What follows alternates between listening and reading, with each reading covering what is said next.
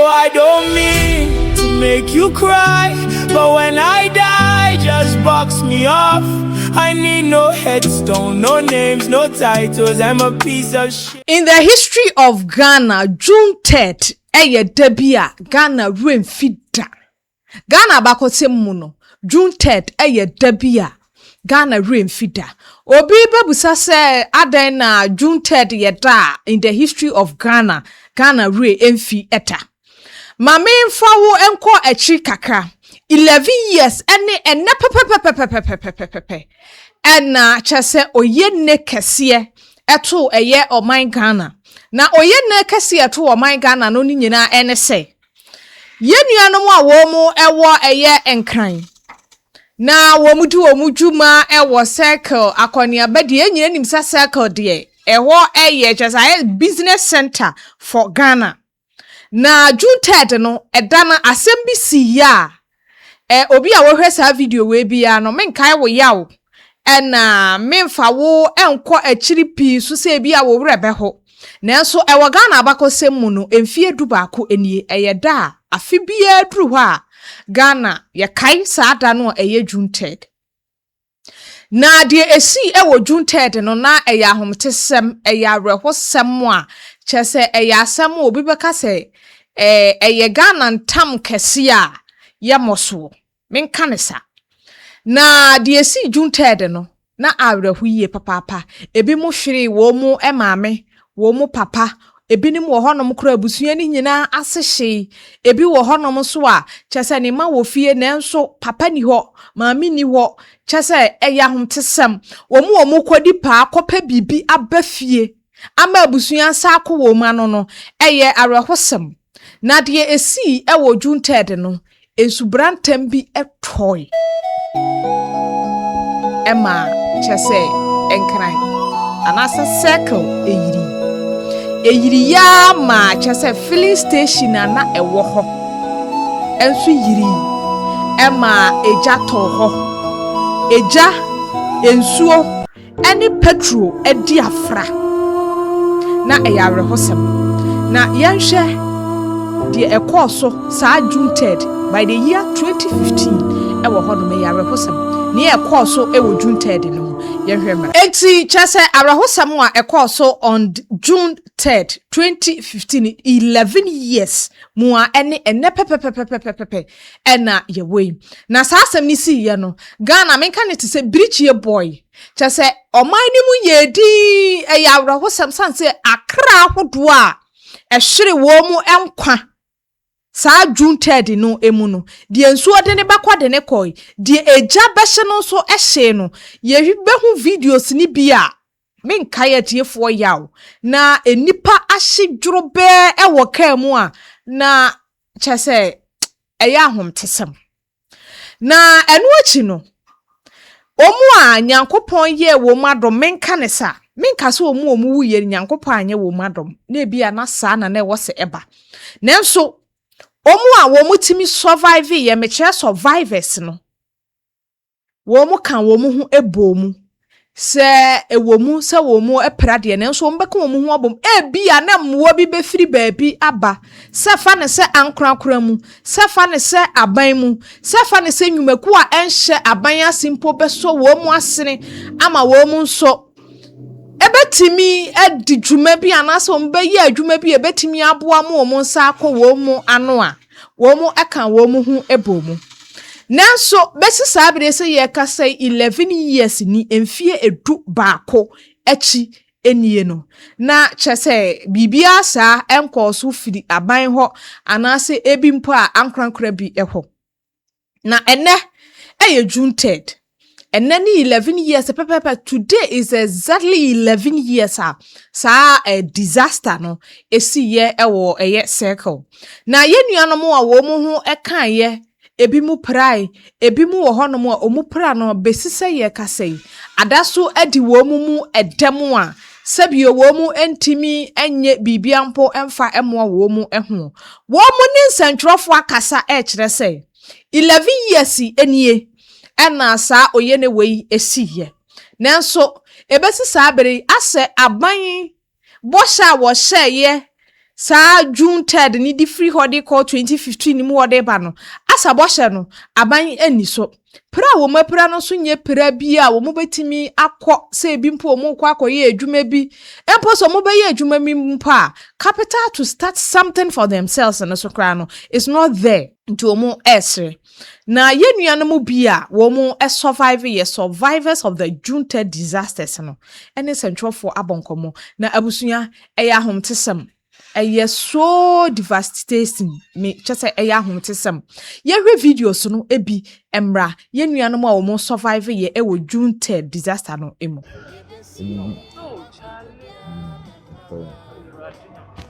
Sana jono my point ma e na me fa ha se me tofu ba mbe du gate na no ha se na traffic a block nti me force fanchia na mbe wuro na omuguso book for but edu yeso no e na mo se o nsu akofo nti omutum ngudie na udina akwa na otumiti se petrol center ajeha ndi yati sana na meka kire me wife ni me ba se o yensika mu enye sana we petrol center aba se na be haje yesi ya enanti kwa nim kakra na me wife se me hwe mechi me dani mechia eja beto miti so ndi na ho hwide o ma hwide omo de mo ko hospital because me de satam no me da onyina na me nim de bia me wonti 1 year tam na sana hm se o ma hwide na se me shada ni duma papa bia me ye na me debe ni me pejuma kwa na my appearance kwa na obia empese obeta na duma na review nti time bia me dia kona ba o hospital nti ana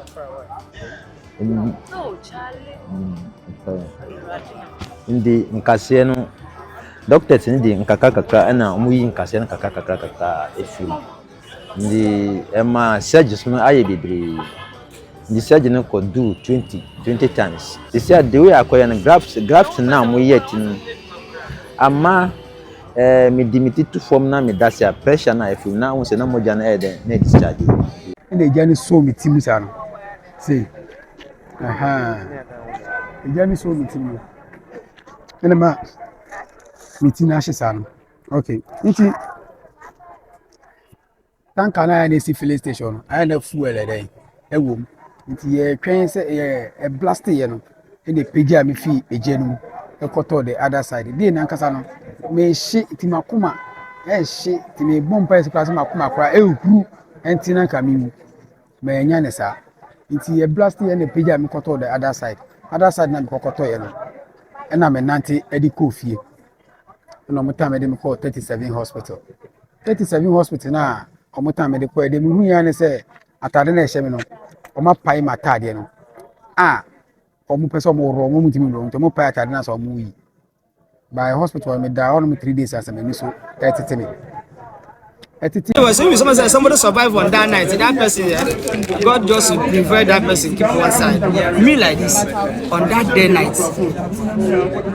As I see the light coming on this station, I know what's going to happen on that night. And I have to say, okay, all die be die.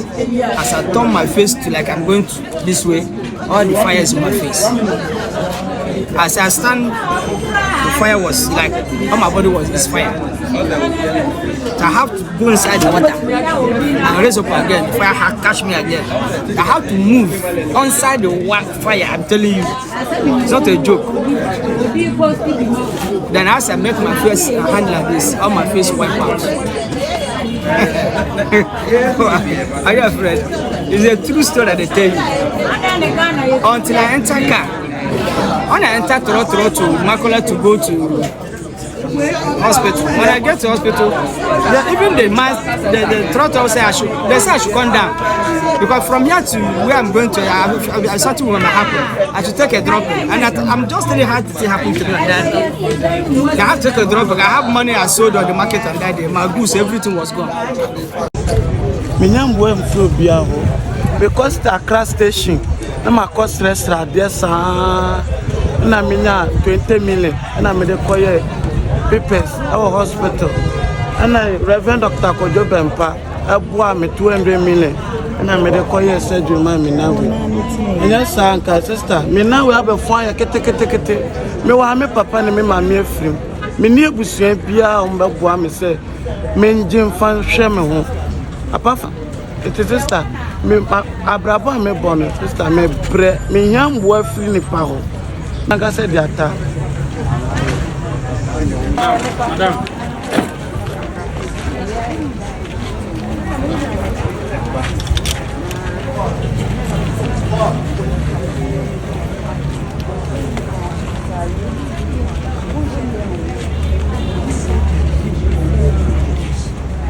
Eti ye na eti shop on obi mu ada ebi mu nda ebi mu tete ho emiamia fon eti de eti ani se bibia di boom prekope ba yen so ya adwamba so se eye free station bi na ye de apai eti de yen se wusie agie dem ho nyina ye shop ho no wusie afaye bebi ebedwane afa kra ye nya na one adeba ko ne se light ahomate ato insuonim. It is a wood so nim so crampa, light betcho. Into whom baby obey Johnny Alpha. It is before you cry a nisso tetiano, near that 37 hospital. Omudi any nego, Falcon. Yeah, a good shop, no mudi any nego Falcon. Many na me papa Kuman me masters mina. But I never couldn't say, yeah, you was shop or no. Me pen a me any pa ma survival. I was shop, woman na. Obi enu on ma wakasa apart from me pe ana ende meti a me bon komo first kra me ko ni pe ma enkrofon pese me be omo me ko to duane kra na me bedi kra for chance o meti duane egu mama me ya ti egu quality bag mama ebi o me to blood ya haban o ma ti duane egu so mama ma me be fa me o ye mi ayaka de sa edi benkuta edi ka benku kra de bom ebi a me kro ni wo no o de bomu maame amande mentumi ngina me naso ti sa first me ngina me naso onu de obeye bi ho na mo se o muta maso o mo koye election se no mo nya time abefe up to now sika no so aka minim enti se bisanyi nyina na bibia action enti se no ade no yemfu se na ya every year bi abehia yemfu ye o me e behia dia mu de be Moses Kano, the access Kano, the access Kano, up to now, first Kano, let's way a lawyer way, send you or Luna, as I say, anything false we say, and your more time, I didn't see it, and this time. Since I must have by who done who share, they are good. Meeting the enya de bet ndi nkase no doctors ndi nkaka na muyi nkase na kaka efi ndi ema surgeons no aye bebre ndi surgeon no could do 20 times and therefore but I from Kasim Suraj say Kasim Suraj they said the way akoya na graft na mo yet ama me to form na me that's a pressure na if now say na mo jana head bomba say what so on ya mo bona on ma assist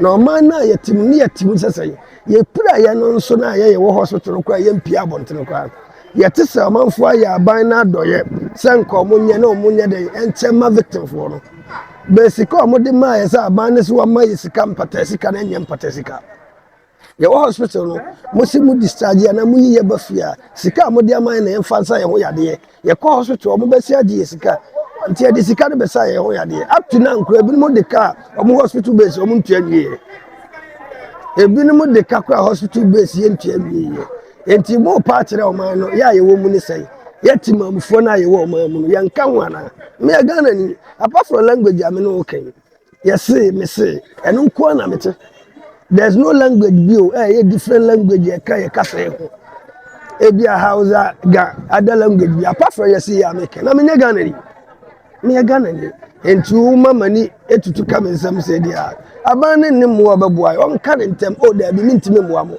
be so obeboa ya ma ye nsofa enkodu ba bi ya duru no masa me yi nsu atopa me trust o du circle ha no ma se de na nsu ni timi frade egu kwan no mu no ho bibia nu atese Ghana ye nya adwensa tese be ye no ma ama o ma na konani nti Ghana me no gina ha de panyini bi ntimi metu me fair.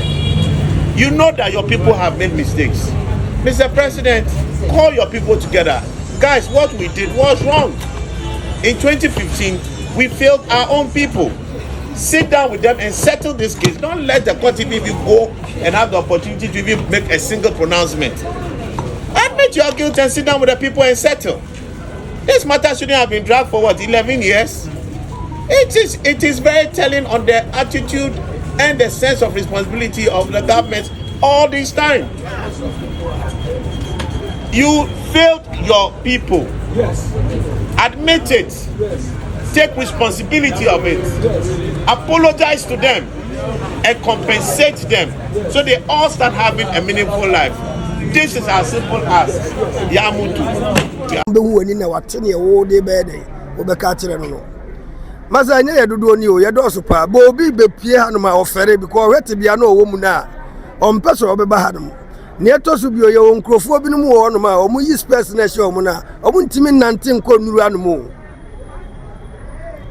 metu ama be ye panyina me da no sa no pressure egu mi so no ho meto ne mpaboa na meto na me di prayer no na me da so ye den eton wo ho na we afre we aba we say ye yu panya ya na nya yize ne ye de ade so bi aye den aso awo se won nsami ni bia na wachi nye wani mi nya de a no ade so na mu me mo hu mi se ma ye fefefe ba mi nua no mo na won problem wo mo ho pa enne ya ye wo Greater Accra no kra no obi anya lorry fa ma me kai ho no mo watermele ni kumase no mo enti videos no ebi eno no oni maame oni papa eno wa bankran se wo ba bedi pa na sa oye ne wei ato no chese eya homtesem ye papa no mu bi ebi mu tiri ho like eya homtesem esa wo mo ne mpanifo kasa wo mo sere sa da woroma enyi wo mo pe ena sa ade naba enti moa bia aban ankrankra enyumeku ahodo enyumeku a enhye aban ase ebetimi di aboa ma wo mo nso betimi hye bibia ase edi ama wo mo abrabo no enka ebeboa papa isa aye ahomtesem June 3rd year da Ghana rainfida in the history of Ghana will never forget June 3rd disaster, and the survivors of June 3rd disaster, they are pleading on the government to come to their aid, to support them. It's like as if say aban boshe promises are oye no mewie ye nti ama woman so I so stranded and yeah can ebinim wo honom a woma survive there, but they are still in pain. As we talk now 11 years now, they are still struggling, they are still in pain, they are still suffering. And they are pleading to the government. And Abusuya, we share videos of the survivors now. Eya humtesem papa womo esrem panifo se omo sre adaroma panifo mra meko womo emwa na womo ensu entimi start bibi ema womo abrabo ne nkoba se womo koye burden ema abusuya anase oman no videos ni bi na etwagu ewo eye screen no eso no Getway Studio so enie TikTok, Facebook, YouTube, any Instagram. Okwa like page no share na ma afoforo so nsa entimi enkabi.